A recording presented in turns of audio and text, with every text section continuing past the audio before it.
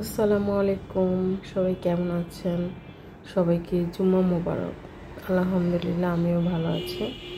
এই ভিডিও ক্লিপটি দেখছেন গতকাল রাতে 9টার দিকে আমরা বেরিয়েছিলাম।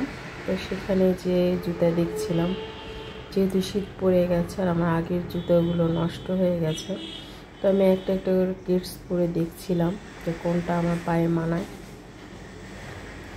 আর শীত কিন্তু পড়েই গেছে বলতে বলতে। আর এই দোকানটাতে সবসময় খুব ভালো জুতাই পাওয়া যায়। তো আমার আসলে পছন্দ হচ্ছিল না, আমি কনফিউজড কোনটা নিব আর কোনটা নিব না। একটা একটা করে আমি পরে পরে দেখছিলাম আর আপনাদের সাথে শেয়ার করছি যে আসলে কোন জুতাটা নেওয়া যায়। বলেন তো, সাদা দেখলে আসলে মাথা খারাপ হয়ে যায়, সাদার উপরে আসলে কোনো কালার নেই। আমি কোনটা নিয়েছি বলেন তো? এখন বাজে বেলা 12টা, শুক্রবার। আমি গোশ রান্না করছি। এখানে গোশ ভালোভাবে ধুয়ে উঠিয়ে দিয়েছি, যেহেতু গোশের পরিমাণটা একটু বেশি। প্রেশার কুকারে আর দিই নাই, রাইস কুকারে পাত্রে উঠিয়ে দিয়েছি। আর পাশে দিয়েছি টমেটো আর বেগুন, এভাবে লবণ দিয়ে তেলের উপর ভেজে নিচ্ছি। কাঁচামরিচ দিয়েছি। তো এভাবে ভর্তা করলে কিন্তু অনেক বেশি মজার হয়।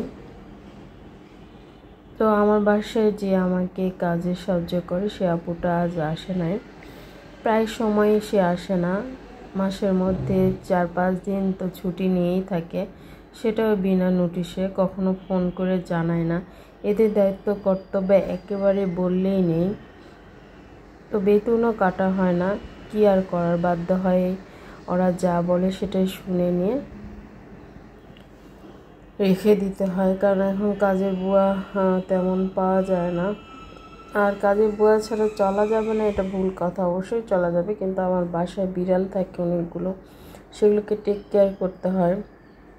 তো অনেক বেশি কাজ থাকে। যদিও এখন আমার 2টা ছেলে আমাদের সাথে নেই, আমরা 2জন মানুষ, কিন্তু তারপরে আমার বাসায় অনেক কাজ থাকে। আর আমার গান্ডুর সোনা আজ আমাকে কোম্পানি দিচ্ছে। তো আমার ছানাপোনাদের এই জায়গাটা অনেক বেশি প্রিয়। তার জানালা দিয়ে কি যে দেখে আমি বুঝি না। ও যে দেখছে, তাকিয়ে আছে এক ধ্যানে। তো যাই হোক, আমাদের পার্শ্ববর্তী আমাদের পরিচিত এক দুলাভাই গতকাল রাত 8টার দিকে সে মারা গেছে। তো রাতের বেলায় গিয়েছিলাম দেখতে। মৃত্যুর কোনো সময় নেই, এটা খুবই আশ্চর্য লাগে। দুলাভাই নাকি গতকাল সন্ধ্যায় নাস্তা করেছে, নাস্তা করে চা খাওয়ার পরে তার হঠাৎ খারাপ লাগতেছিল। সে ডাক্তার ছিল, তারপরে তার ছেলে মেয়ে সবাই ডাক্তার। সেই সময় তার কেউই ছিল না, তার ওয়াইফ ছিল আর তার ছেলের ওয়াইফ ছিল, ছেলের ওয়াইফও ডাক্তার। তো সাথে সাথে হাসপাতাল নিয়ে যেতে না যেতে রাস্তাতেই সে মারা গেছে। আসলে আমরা কিসের পিছে ছুটছি আমরা নিজেরাও জানি না। দুনিয়ার মোহ সবসময় আমাদের খুব বেশি আকর্ষণ করে। লবণ, সরিষার তেল, কাঁচামরিচ, পেঁয়াজ সব কিছু আমি ভালোভাবে ম্যাশ করে নেব।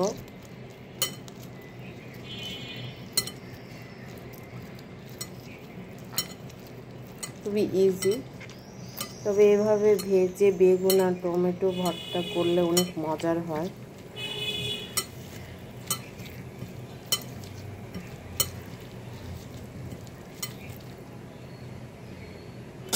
কিছুটা ধনিয়া পাতা, এখন আমি সব কিছু দিয়ে ম্যাশ করে নেব।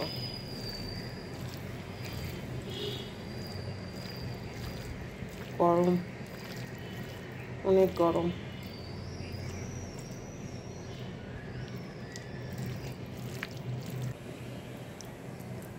এই যে মজাদার বেগুন ভর্তা একেবারে রেডি। এখন গরম গরম ভাত আর তারপরে খাওয়া দাওয়া। একদম বেগুন ভর্তা রেডি।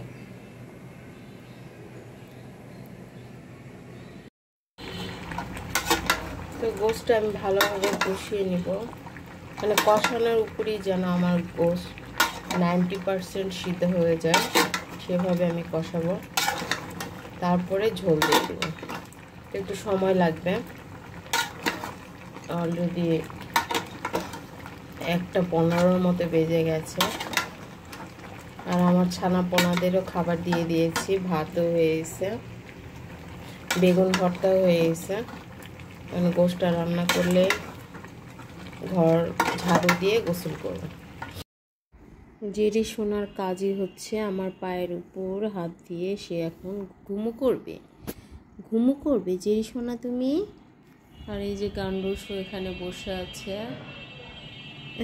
জেরি সোনা, জেরি বুঝতে পেরেছে আমি ওকে ভিডিও করছি।